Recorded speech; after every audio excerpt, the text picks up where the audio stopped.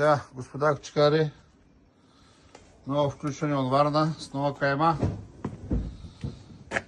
Получава се топ произведение на изкуството.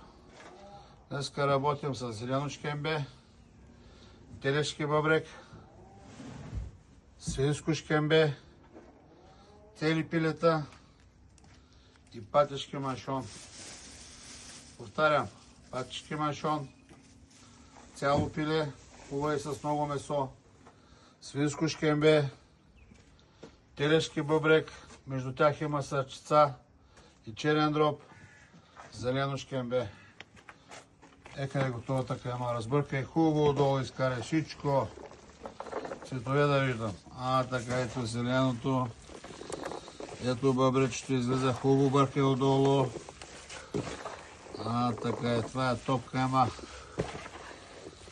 за всякаква порода и всякаква възраст кучета.